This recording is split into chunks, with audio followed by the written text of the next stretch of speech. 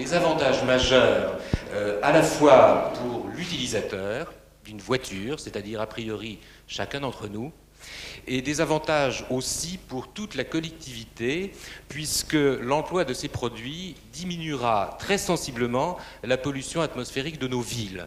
Alors présenté de cette manière aussi abrupte, on pense immédiatement, vient à l'esprit le terme de produit miracle, accompagné tout aussitôt d'un scepticisme qui est bien compréhensible, bien naturel, et c'est précisément pourquoi l'équipe de Technologie A9 qui vous présente aujourd'hui ces produits tient avant tout à vous présenter des faits, en particulier les résultats complets des très nombreux tests effectués sur ces produits par des laboratoires officiels et tout à fait incontestés.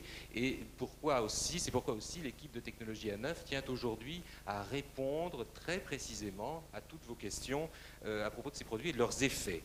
Alors, avant toute chose, je pense qu'il est nécessaire que vous sachiez de quoi il s'agit exactement. Il faut voir ces produits, les voir à l'œuvre. Et c'est l'objet d'un film que Technologie A9 a présenté, a préparé pour vous. Et je pense qu'il faut commencer par vous le montrer tout de suite.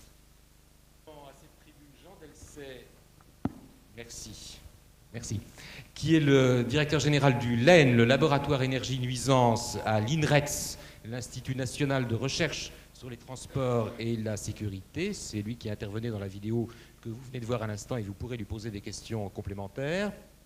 Est également présent ici Olivier Hers, qui représente le directoire de l'Agence de l'environnement et de la maîtrise de l'énergie, la nouvelle agence de l'énergie. Il représente ici le président de cette agence, Michel Mouzel. J'ajoute que Olivier Hers est l'ancien directeur général de l'AQA, Agence pour la qualité de l'air, qui a joué un rôle déterminant dans le développement des produits de Technologie A9. Sont également présents dans la salle Antoine Kella, qui représente ici la FNOR, qui est directeur des écoproduits à la commission NF Environnement de la FNOR, et également présent Michel Genesco, qui est l'expert rapporteur pour les lubrifiants à la commission NF Environnement.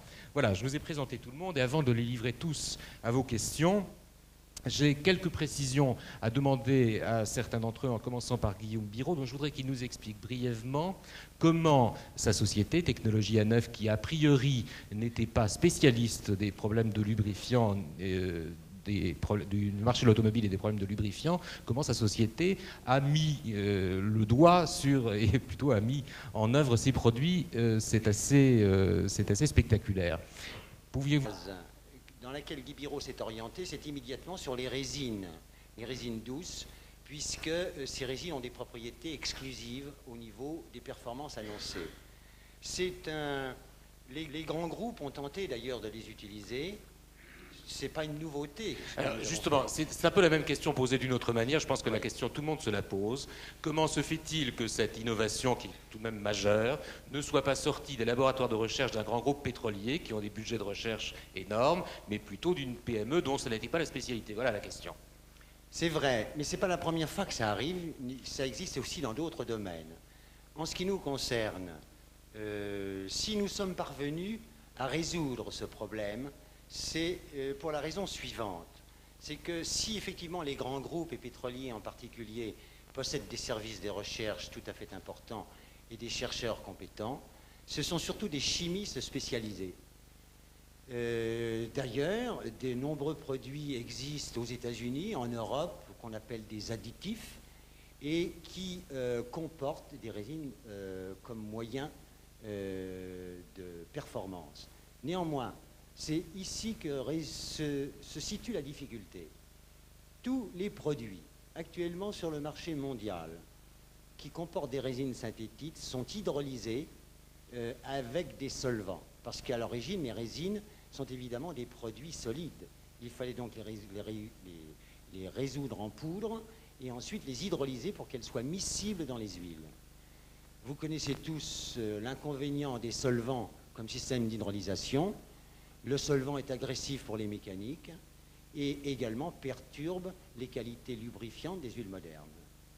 C'est sur ce point-là que Guy Biraud a orienté l'ensemble de ses recherches et il a créé pour ce faire, pour éviter l'emploi des solvants, un système qu'on peut appeler chimico-mécanique, puisqu'intervient dans son application non seulement un produit chimique, mais également un produit mécanique. C'est d'ailleurs sur ce point que porte le brevet.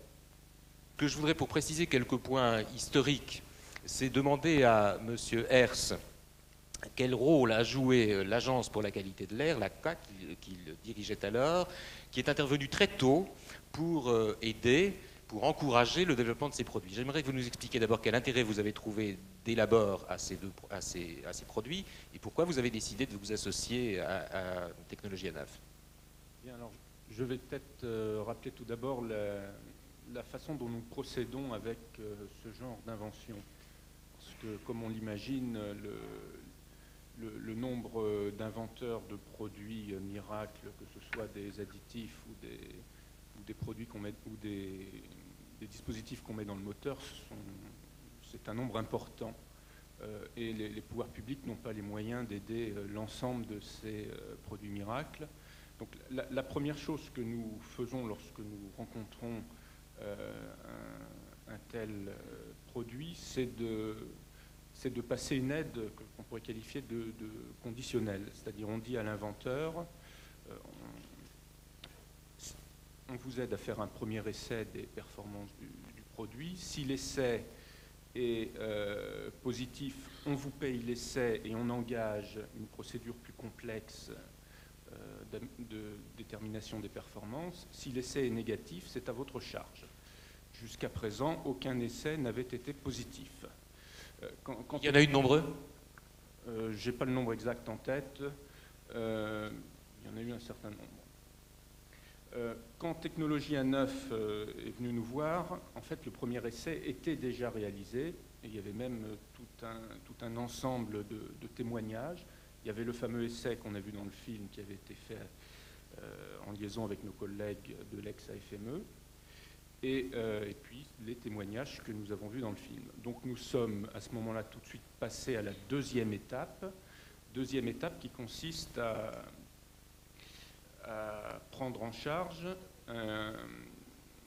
des essais de façon un peu plus lourde, parce qu'un tel produit ne peut se juger sur la base d'un seul essai. En effet, il faut tester le produit dans des conditions qui sont représentatives de la circulation automobile, ce qui implique d'utiliser un certain nombre de cycles représentatifs des conditions urbaines ou des conditions interurbaines de circulation, enfin M. Delcel l'expliquera. Et également, il faut procéder à des essais statistiques, c'est-à-dire avec un nombre de véhicules minimum qui permettent de se faire une idée pour avoir des résultats solides. Donc le conseil d'administration de l'Agence pour la qualité de l'air avait décidé en janvier 1991 d'accorder une aide de 50% à Technologie A9 pour mener ces essais lourds, c'est-à-dire des essais sur une douzaine de véhicules. En fait, 6 véhicules ont été testés avant le produit à 2000 km et à 10 000. Et les 6 autres n'ont été testés qu'à 2000 km. Donc une série statistique de véhicules et avec un certain nombre d'essais que M. Delcet pourra détailler. Nous avons donc, à cet égard conseillé à Technologie A9 de se rapprocher de l'INRET pour la méthodologie de ces essais. Et nous avons eu de très longues discussions à 3 entre Technologie A9, l'Agence pour la qualité de l'air, et l'INRET pour mettre au point une procédure d'essai qui soit irréfutable par les tiers. Bien, alors, l'étape suivante, ce sont donc les essais que vous venez d'évoquer qui ont été réalisés par l'INRETS. Monsieur Deslay, je ne vais pas vous demander de nous en détailler les résultats. On a vu les résultats principaux cités dans le film concernant la diminution des gaz polluants et aussi les économies de toute nature qui sont réalisées grâce à ces deux produits. Ce que je voudrais vous demander d'une façon plus globale, c'est dans l'hypothèse où les produits Technologie A9 seraient généralisés, leur emploi serait généralisé sur l'ensemble du parc automobile français, est-ce que vous pouvez évaluer la diminution de pollution atmosphérique qui en serait la conséquence? Tout à fait.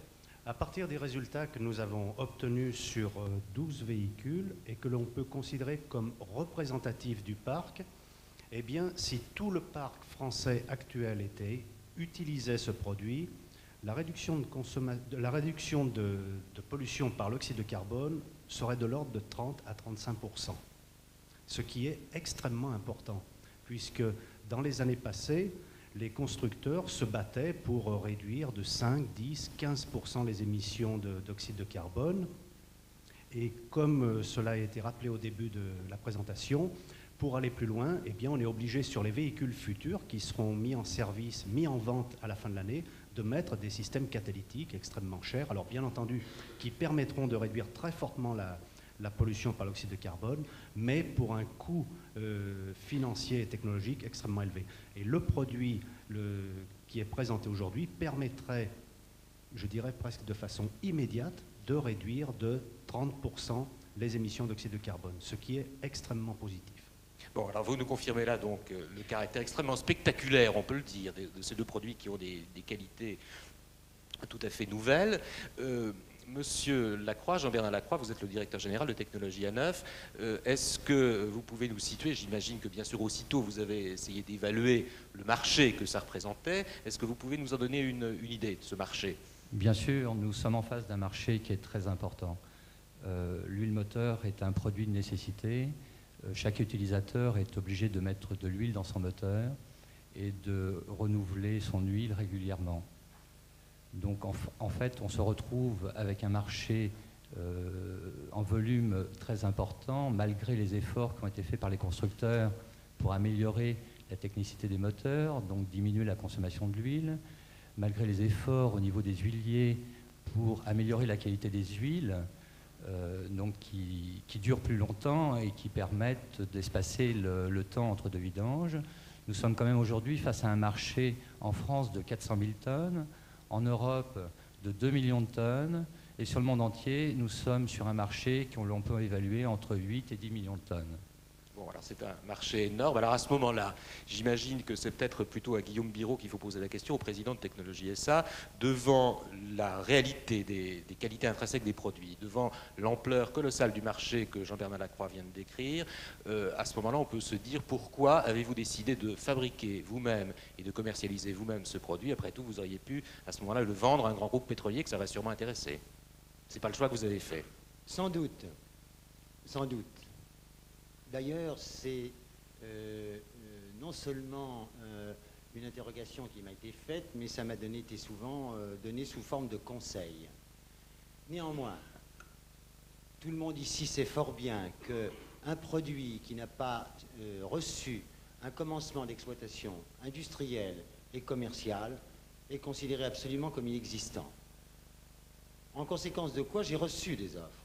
J'ai reçu des offres qui couvraient à peine les 3 années de recherche et de référencement scientifique, et en conséquence de quoi nous avons décidé, devant l'ampleur de ce marché et aussi devant le fait qu'en dépit de tout ce que l'on peut dire à droite et à gauche sur les difficultés pour une PMI de se lancer dans un domaine qui n'est pas le sien, nous avons reçu effectivement un accueil quand même, comme vous l'avez pu le voir, extérieur, qui nous a encouragés effectivement à décider cette commercialisation par nos propres soins. Alors, effectivement, nous ne sommes inféodés à aucun groupe, ni financier, ni industriel. Alors aujourd'hui, donc, ce choix étant fait, vous avez une capacité de production importante, on va le voir, et je voudrais demander justement à Robert Durand, qui dirige l'usine de production, de nous confirmer que vous êtes bien en mesure de répondre à la demande telle que M. Lacroix l'a définie, c'est-à-dire un marché qui est tout de même très très important. Est-ce que vous avez dès aujourd'hui des capacités de production suffisantes pour répondre à la demande du marché? Eh bien oui, nous sommes en fait, si vous voulez, une société de Lille.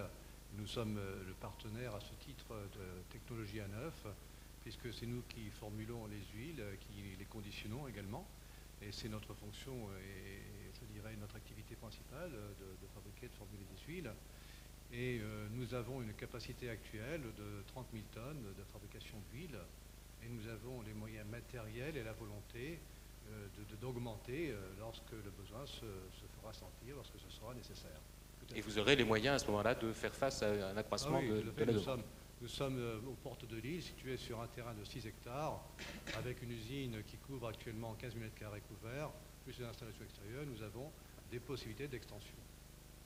Bien, deux dernières questions avant de vous céder la parole, parce que je pense que vous avez sans doute des points à éclaircir. Deux dernières questions à Jean-Bernard Lacroix. D'abord, expliquez-nous pourquoi vous avez décidé de commercialiser ce produit. En fait, à la base, il y a un seul produit sous la forme de 2 produits, une huile et un traitement permanent. Pourquoi 2 produits? Parce qu'en fait, nos produits, nous les avons considérés comme des produits d'intérêt public et nous avons cherché à répondre au maximum à la demande et aux attentes des utilisateurs. Donc l'huile moteur permet à tout le monde d'accéder aux performances écologiques et moteurs du produit. Notre huile moteur est vendue à un prix comparable aux autres huiles haut de gamme et les effets sont obtenus pendant toute la durée d'utilisation de l'huile. Et pour tous les consommateurs qui souhaitent conserver leur marque habituelle d'huile, nous proposons un traitement moteur éco, qui lui dure 50 000 km, qui n'est pas du tout un surcoût, parce qu'en fait, compte tenu des économies réalisées, il s'autofinance en quelques milliers de kilomètres. Et puis une dernière question, et là, vous me pardonnerez de vous la poser d'une façon aussi brutale. Le verre est à la mode. Est-ce qu'on ne peut pas vous faire le reproche, est-ce qu'on ne va pas vous faire le reproche de prendre en route un train à la mode, celui de l'écologie, en proposant, en vous mettant vous aussi dans le marketing vert? Non, en tant qu'homme de marketing, je n'ai pas eu besoin d'inventer en fait un marketing vert, parce que le produit, du fait de ses qualités, est déjà vert au départ. Ce que je peux vous dire, c'est qu'au niveau de la communication, de la publicité que nous allons faire sur le produit, nous allons effectivement présenter les qualités du produit. Donc nous allons expliquer que nous protégeons la nature, mais nous protégeons aussi la voiture et nous apportons des performances moteurs et une prolongation de vie très importante. Bien, je pense que je les mets à votre disposition. La parole est à vous. Il y a un micro qui est à votre disposition ici. Si vous avez des questions, c'est maintenant qu'il faut les poser. Dans un usage urbain, tous les essais étant faits et contrôlés sur banc à rouleau, comme vous avez vu dans le film.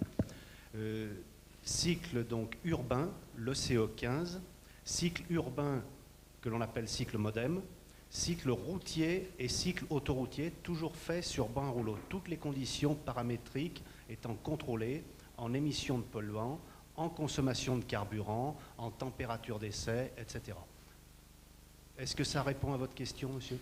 Durée d'essai de 200 000, 320 000 km, ce qui ne rime à rien, étant donné que dans une condition normale, aucun véhicule ne fait 320 000 km sans changement de pièces mécaniques. Mais là, votre durée d'essai n'est même pas la durée entre 2 vidanges normales. Vous n'avez pas dépassé le niveau d'une vidange. L'objectif n'était pas, dans les essais que nous avons faits, de faire des essais de fiabilité mécanique dans le temps.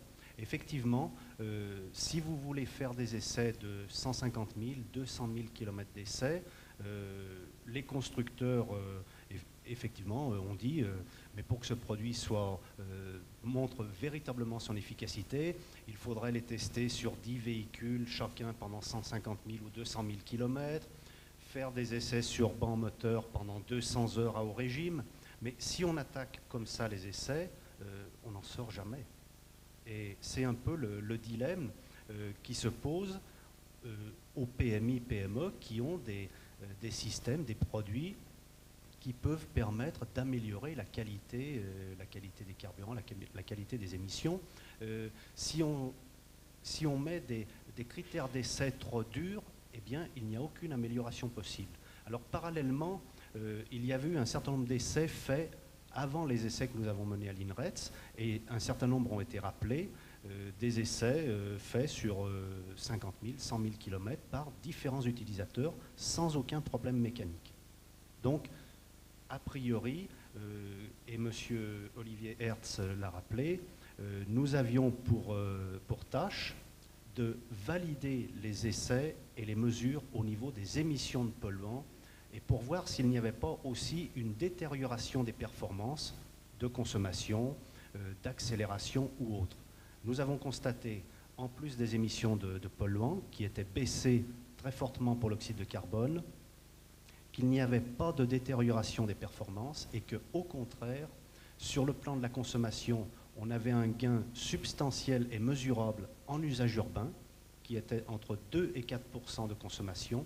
En usage urbain, bien entendu, sur autoroute, on n'a aucun gain de consommation, parce que la réduction des frottements devient un paramètre extrêmement peu sensible sur autoroute, alors qu'en usage urbain, où vous êtes en faible charge, faible régime, les frottements ont une part très importante dans la consommation.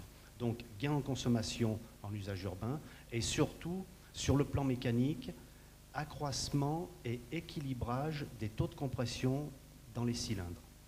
Ça, c'est un point extrêmement positif également, qui n'intervient pas dans les mesures réglementaires, si l'on peut dire, mais que nous avons pu mesurer de façon efficace sur les 12 véhicules.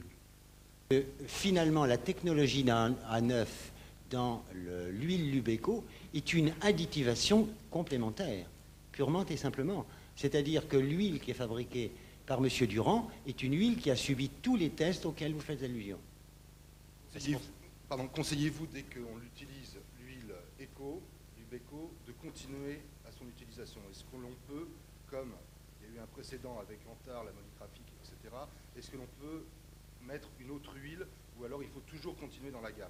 Non, absolument pas. Vous pouvez changer d'huile à tout moment après avoir utilisé l'huile Lubeco, puisqu'il s'agit d'un film rémanent extrêmement résistant qui se poursuivra dans l'huile suivante. Vaut mieux éviter évidemment de prendre une huile qui comporte des graphites ou des choses comme ça, mais vous savez que même les huiles qui sont actuellement dans le commerce, qui en font état dans leur publicité, en mettent des traces pratiquement imperceptibles. Parfaitement compatible, on vient de vous le dire à l'instant, nous ne transformons pas les huiles. Nous laissons simplement des résines qui donnent un film rémanent qui se pose sur les parties en friction, parties métalliques portées à la température. Il est évident que les températures ne pourront que satisfaire à la résistance du film, puisque plus la température est élevée, plus il est résistant. D'autre part, les températures dans des paliers de turbo ne dépassent pas, à ma connaissance, les 500 degrés.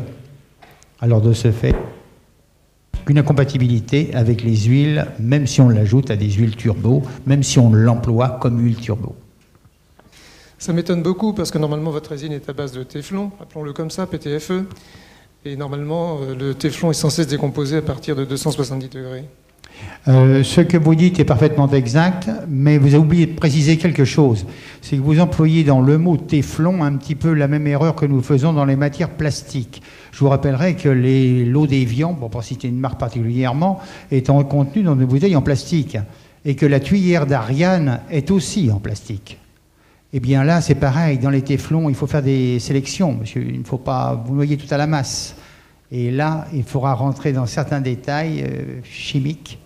Et de ce fait, pour répondre. Alors, je vous dis tout de suite que le produit que nous employons n'est pas un téflon pur, bien sûr. Il y en a dedans, mais il y en a très peu, car ce n'est pas ça l'essentiel. Et de ce fait, la destruction du téflon auquel vous faites allusion est un téflon de basse gamme. Vous fournissez chez Dupont de Nemours? Je vous demande pardon, monsieur, mais il y a beaucoup plus de fabricants dans le monde que Dupont de Nemours. Dupont de Nemours n'a hérité de cela qu'à la guerre de 40, puisque je vous rappelle que c'est ce qui a permis à la Luftwaffe de pouvoir voler, puisque vous savez que jusqu'en 1938, la Luftwaffe ne pouvait pas monter en altitude par manque de tétraéthyle de plomb. Et de ce fait, ils ont échangé leur découverte qu'ils avaient fait en 1934 gratuitement avec l'Amérique, au bénéfice de Dupont de Nemours, pour récupérer, eux, la fabrication du tétraéthyle de plomb. Surveillance technique des moteurs, ex-Institut français du pétrole, 10 ans chargé de cours, lubrifiant. Je suis connu chez vous, monsieur Biraud, par monsieur Sadoul particulièrement, qui est venu me voir. Par ailleurs, j'apporte un témoignage en ce qui concerne la qualité que l'on peut attendre de la fabrication du produit, car M. Durand se souvient peut-être de moi, mais son responsable de fabrication est un de mes meilleurs. J'aurais voulu vous poser une question. Est-ce que vos essais ont été menés sur moteur à essence ou sur moteur à combustion interne? Les essais ont été menés sur véhicules à motorisation essence. Bien, merci. Fort de cette réponse, je me permets une autre question. Vous savez que les résidus de combustion dans un moteur diesel transforment assez radicalement les effets de la lubrification en haut de cylindre. À ce sujet, je me tourne vers M. Guy Biraud, et c'est quelque chose que j'aurai, j'espère, l'occasion de vérifier facilement, car je fais en permanence 250 à 300 analyses par jour de lubrifiants en service. Donc, je vais rencontrer le produit en service très rapidement, j'espère pour vous, et à ce moment-là, je me permettrai d'apporter certaines éventuellement critiques, mais ce sera toujours des critiques objectives d'une part, et j'espère constructives. Je voulais simplement dire, est-ce que dans la définition relativement vague, et vous avez raison de demeurer vague, car en plus ça ne regarde que vous en matière de composition de produits, il y a quand même une petite confusion, si vous permettez, monsieur Guillaume Biraud. Alors je reviens à vous, monsieur Guy Biraud, et pour dire ceci, est-ce que vous pensez qu'il n'y a pas de transformation trop importante, ce que nous constatons avec des produits de toute origine, même à lubrifiant solide? Actuellement, il y en a un qui a une certaine vedette. Il y a d'autres produits d'addition qui font l'objet d'une grande publicité et qui ne sont pas non plus très efficaces en matière de protection des surfaces. Donc c'est ça qui nous importe, nous qui faisons du suivi de moteurs en service et du contrôle. Mot contrôle étant un peu fort, mot que j'avais banni de mon vocabulaire pendant 20 ans, mais que j'emploie maintenant.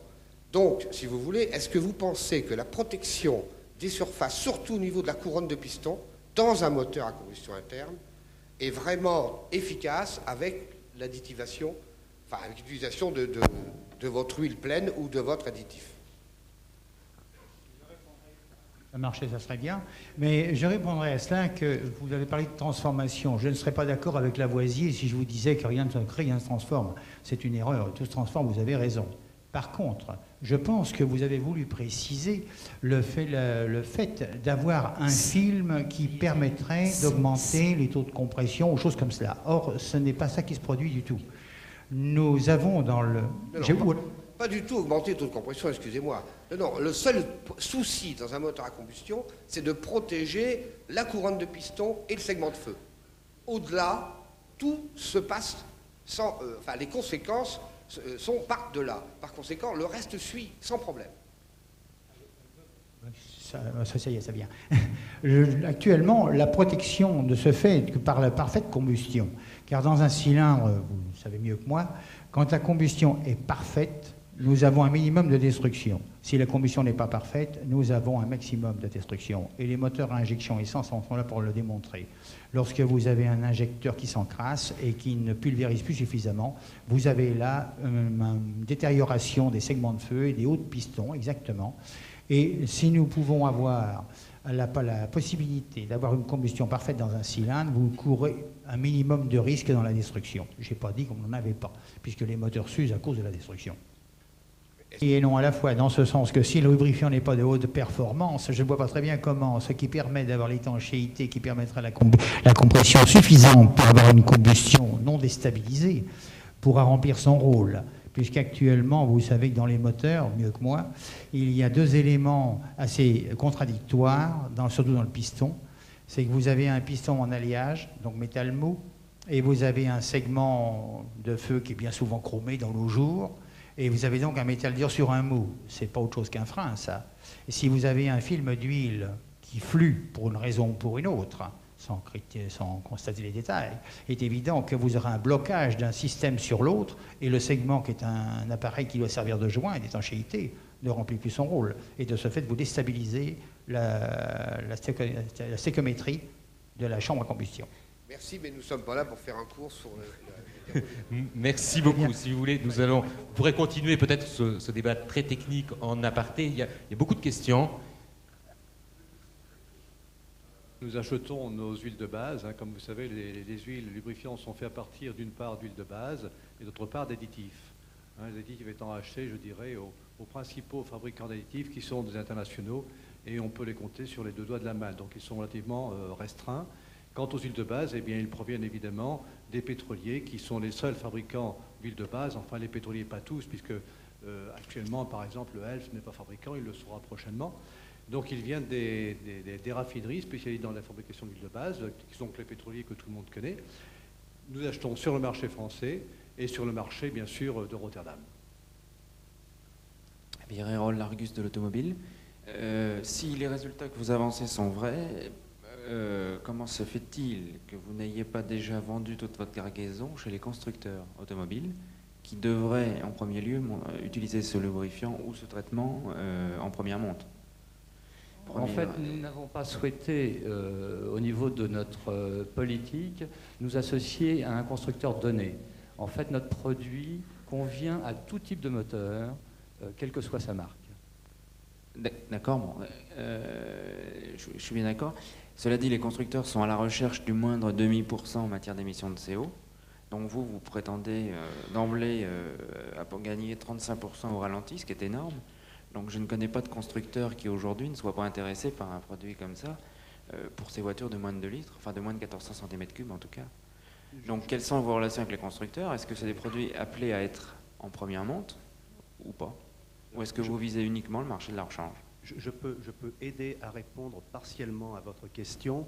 Tout d'abord, en ce qui concerne les contraintes auxquelles sont soumis les constructeurs pour les années qui viennent, compte tenu de l'évolution réglementaire qui a été mise en place, tous les véhicules fabriqués à partir de la fin de l'année 92 seront tous équipés de catalyseurs, y compris les véhicules inférieurs à 1400 cm3.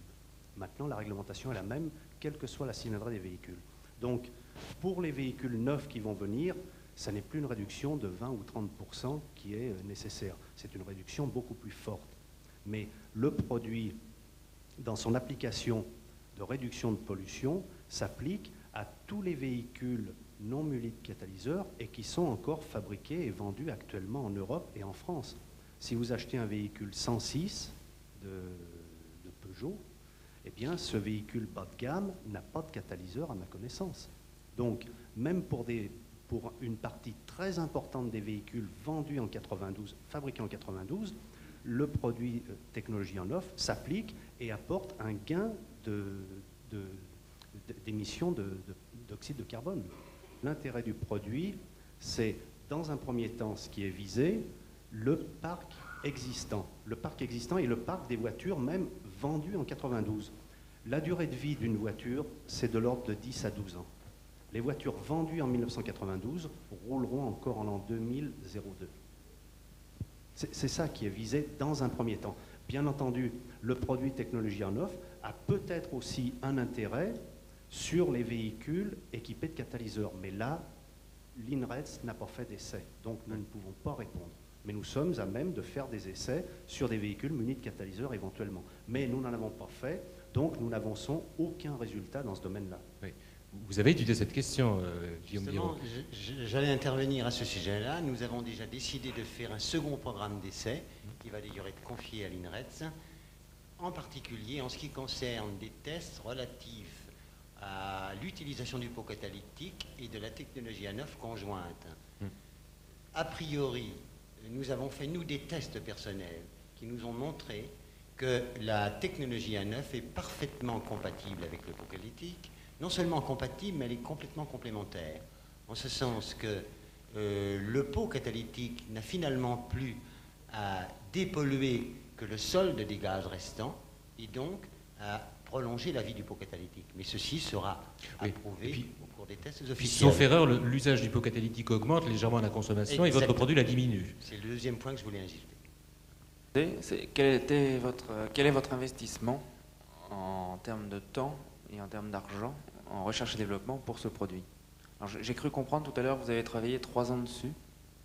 Nous avons travaillé 3 ans et demi sur cette technologie pour la mettre au point, la contrôler, faire nos propres essais d'abord, ensuite la faire tester par des laboratoires officiels et différents d'ailleurs laboratoires des administrations qui en étaient en possession. En termes de timing, ça a représenté en effet 3 ans et demi et des valeurs d'investissement que tout le monde ici est capable facilement d'évaluer. C'est même pas la peine que je donne un chiffre, c'est assez connu. J'ajoute que nous ne sommes pas ni un groupe pétrolier, ni une multinationale, que nous sommes une PMI, avec les moyens d'une PMI, mais aussi avec le dynamisme et l'imagination d'une PMI. Oui, Monsieur Bureau, est-ce que vous avez effectué des essais sur des moteurs autres que des moteurs de voiture, je pense, au bateau. Tout à fait. Nous avons, d'ailleurs, c'était une des références qui est passée très rapidement dans la vidéo de tout à l'heure. Nous avons effectué des essais sur des gros moteurs bateaux, des bateaux de croisière. Actuellement, nous avons des tests sur des moteurs de plus de 1000 chevaux qui sont en cours, qui sont réalisés sous le contrôle de notre directeur du développement, qui est Denis Sadoul, qui doit être quelque part. Faire des essais très intéressants sur des bateaux de croisière sur le Rhin. Ce sont des bateaux qui ont des moteurs Pilstick et Deutz de 4 à 500, 600 chevaux. Et ils ont constaté des réductions de consommation d'huile tout à fait considérables. Ils étaient environ à 10 litres d'huile sur une quinzaine d'heures et ils sont tombés à pratiquement rien. Réduction de consommation de carburant aussi sur ces bateaux qui n'ont pas été complètement quantifiés mais qui sont très sensibles. Donc ça, c'est des très gros moteurs. Sur des moteurs de poids lourds, c'est la même chose. On a aussi des réductions de consommation d'un point d'huile importante. Est-ce que vous avez fait les mêmes tests avec Lubeco? Avec les deux produits? Ou est-ce que les tests ont essentiellement été faits avec Motoreco? Je dois dire à ce sujet-là, pour ne pas qu'il y ait de confusion, que l'ensemble des tests que nous avons réalisés ont été réalisés sur la technologie A9 et non pas sur une marque de produit actuellement commercialisée, que ce soit Lubeco ou que ce soit Motoreco. Les bases d'huile sont strictement identiques, ce sont des huiles normalisées du commerce haut de gamme, comme on vous l'a dit tout à l'heure, auxquelles nous ne touchons absolument pas, c'est M. Durand qui les fabrique. Et nous sommes en fait une additivation, je le répète, complémentaire aux actuelles additivations qui sont déjà dans les huiles du commerce et qui font partie des normes. S'il n'y a plus de questions, je voudrais simplement vous préciser que dans le dossier de presse qu'on va vous remettre ou qu'on vous a déjà remis pour certains, vous trouverez évidemment les comptes rendus très complets de tous les essais qui ont été évoqués ici. Vous trouverez également un certain nombre de numéros de téléphone qui vous permettront d'obtenir très facilement les précisions que vous auriez omis de demander aujourd'hui. Et c'est l'avantage d'une PME, c'est qu'on peut très facilement obtenir au téléphone l'interlocuteur qualifié dont on a besoin.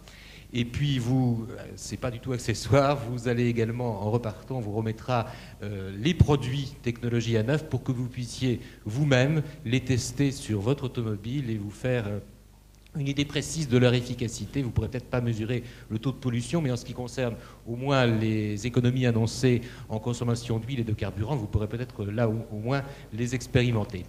Voilà, j'ajoute qu'aussi un buffet vous attend juste derrière cette salle. Merci à tous et à bientôt. Merci infiniment.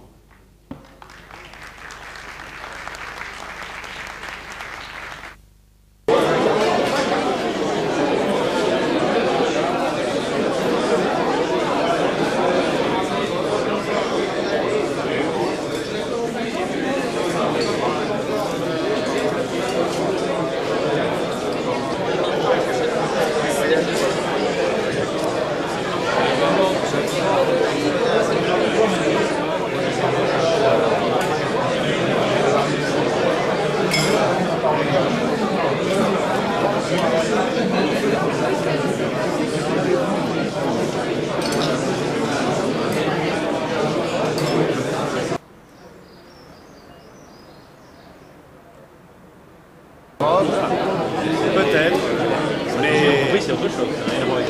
Ça, c'est de la stratégie industrielle. J'en fais dans d'autres camps, mais pas maintenant. Vous voyez Bien sûr, mais lui, il est en cuisine ou tu sais,